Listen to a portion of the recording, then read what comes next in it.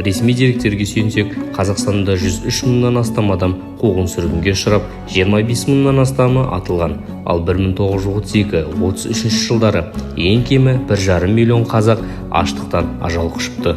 Әйтсе де, қазақтың кең даласында жеткен жерінде жан тапсырған санаққа енбей қалғаны қаншама. Бұл дүрбелең Мұнарлы Мұғалжар жерінде мұнайтты. Аштық жылдары Сағаш ел ауылынан 5-6 шақырым жерде орналасқан Қонжар балалар үйінде 500-ден астам бала тәрбиеленген. Сол балалардың 300-ге жуығы аштық пен аурудан айыға алмай көз жұмған. Бұл туралы көзі тірісінде мұғалжарлық соғыс ардагері Өтеш Шалмағанбетов ақсақал Мұғалжар газетіне берген сұхбатында айтып кетті. Сол тәрбиеленген балалардың ішінде марқұм Өтеш ақсақал да болған. Балалар үйінде тамақ іздеген жетім балалар қоқыс аралап кететінбіз. Шөптің тамырын талғажау етіп, кірпімен тышқанда аулап жетіміз. Жеуге жарамды, жарамсызын танымағандықтан шөп жегеннен уланып өлгендер де көп болды.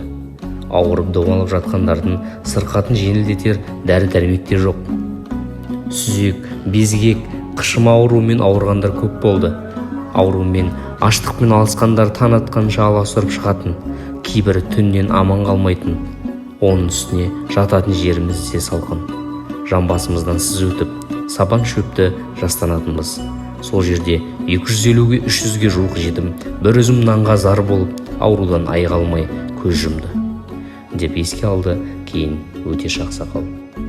Өтеш ақсақал ұзақ жылдар бойы сол жетім балалардың жатқан жеріне бір белгі қойдыруды арман етіпті. Әр есіктің бір қағып, сол кездердегі аудан басшыларына ұсыныс айтудан шаршамаған. Қарияның арманын ауданның атқа мінерлері емес, Басшилі ауылының азаматы Тұрсынбай Балаушин жүзеге асырған. Сөйтіп 2008 жылы Сағашилі ауылынан 6-7 шақырым жерде 1932-1933 жылдарда номері 16 ауылдағы балалар үйінде аштықтан көз жұмған балаларға белгі қойылды. Ақсақал екеуміз жүрдік, сосын ақсақалға айттым. Баяғы орыс айтты дедім бір. Мына жерде міне қой несі болды, жаңа катон дейді. Үш не болды жаңа. Аға істеген сондай дөңгелек болады катон деген. Ол уақытта қорамыз. Катон қора. Катон қора. Ондай болды. Ол уақытта кеше күні тұрды. Соның іскірті болды бұл жерде.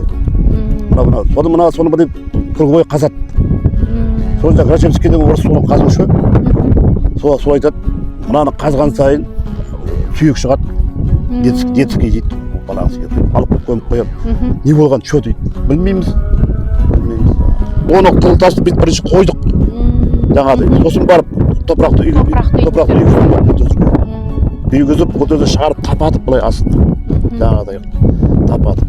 Бұл 2007 жылы. 2008 жылы жаңағы топырақты келіп жаңағыдай. Мыналардың айдыласын бәрі мына бағананың пасенкелері. Әлі тұр. Пасенкелерді құрғызып әкелдік. Бұл ауданның бүкіл Қазақстанның тарихы. Қазақ қатының қасіреті. Сарға міне ана ақсақал тұрған ақсақал. Бала шағаны есітпегенде 30-дан асып кеткен. 30-дан асып кеткен. Бала шағаны есітпегенде. Осы үшін кешені болу керек. Кешені болу керек. Осы мына қазір документальный үкімет алу керек. Осыны ресті деген бәрін де тұрмын ба, ресті деген. Үкімет өзінің несін алу керек. Үкімет осыны етіп. Бұдан әйтеу ақсақалдың арқасында табылды бұл жер. Үшті баланың орын табылды деп айтуға болады.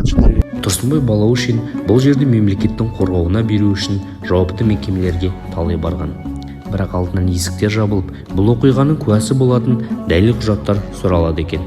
Облыстағы тиісті мекемелер берген жауапта мұрағаттан бұл тартпайтын дәлел табуға деп көрсетілген.